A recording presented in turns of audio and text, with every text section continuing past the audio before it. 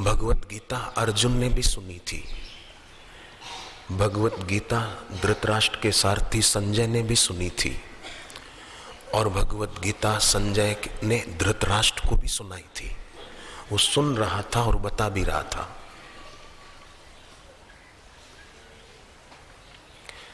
इसमें क्या हुआ कि अर्जुन तो सुनकर एक निर्णयात्मक स्थिति पर पहुंच गए, संजय भी कुछ कुछ पहुंचे, पूरे नहीं, पर धृतराष्ट्र कहीं नहीं पहुंचे। सुनी तो धृतराष्ट्र ने भी। गुरुदेव की वाणी लाइव प्रोग्राम चल रहा हो तो कई लोग सुनते हैं, उनमें से कई अर्जुन की तरह सुनते हैं, कोई संजय की तरह सुनते हैं, तो कोई कोई धृतराष्ट्र की तरह भी तो सुनते हैं। सुनते हैं पर कहीं पहुंच नहीं पाते हैं, सुनते हैं पर उनकी स्थिति में कोई परिवर्तन नहीं आता, और स्थिति में परिवर्तन न आने के कारण कबीर जी की बात वहां सत्य हो जाती है। गुरु मानुष करी जानते ते नर कहिए अंध। वो अंधे हैं, कबीर जी कहते हैं। कबीर जी ने उनको बड़ा कड़ा शब्द कहा, चुभने वाला शब्द कहा, ते नर कहिए अंध। वो अंध हैं, आंखें ही नहीं है उनके पास।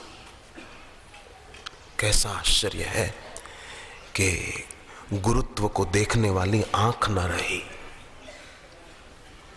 कैसा आश्चर्य है कि अनहद नाद को सुनने वाले कान न रहे। निंदा सुन लेते हैं, बेकार की बातें सुन लेते हैं, अनहद नाद नहीं सुन पाते। गुरुत्व को देखने वाली आंख न रही, अनहद को सुनने वाले कान न रहे, गुरुद्वार की ओर यात्रा कराने वाले पैर न रहे, वो हाथ न रहे जो गुरु के चरणों का स्पर्श कर पाए, वो हृदय न रहा जहां सदगुरु के सिवा और कोई न हो। ये सब क्यों? किस लिए? कि जगत की वस्तुओं की, भोगों की सत्यता ऐसी भरी हुई है कि उधर आंख नहीं उठती, उधर दृष्टि नहीं जाती, क्योंकि दृश्य में उलझे हैं। और ईश्वर को भी एक दृश्य ही मानते हैं, जबकि ईश्वर दृष्टा की नहीं मौजूद है प्रतिपल।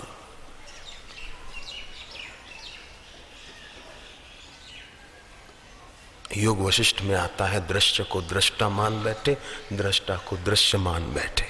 कैसी मूढ़ता, कितनी नासमझी, और इतनी नासमझी कि पता भी नहीं चलता कि ये नासमझी है। इतनी मूढ़ता के पता ही नहीं चलता कि ये हमारे मूढ़ता है।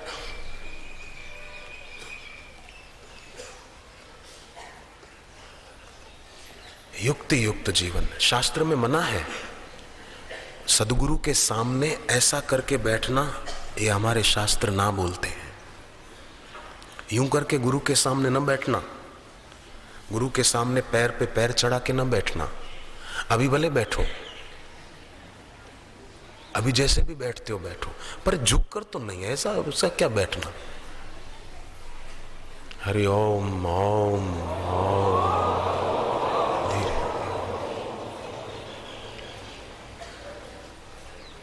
तेजस्वी जीवन जिया जाए तो जो निर्गुण है, जो निराकार है, गुरु का गुरुत्व, गुरु की गुरुता, उसका अनुभव होने लगेगा।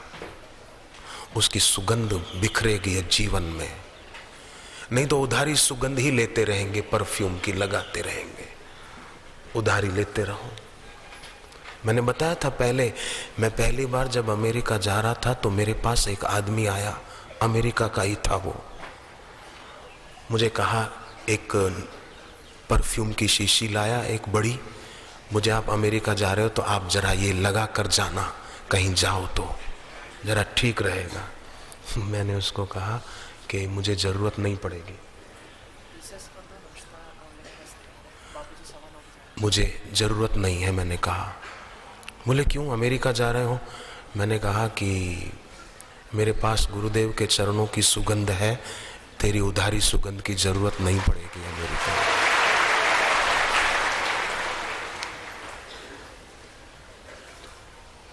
तो उधर आंख उठे उसके लिए जरूरी है कि जन्म और मरण के बीच का जो अवसर है उसमें गुरु कृपा पा ली जाए, गंवा कर न जाए, यहां से कुछ कमा कर जाए।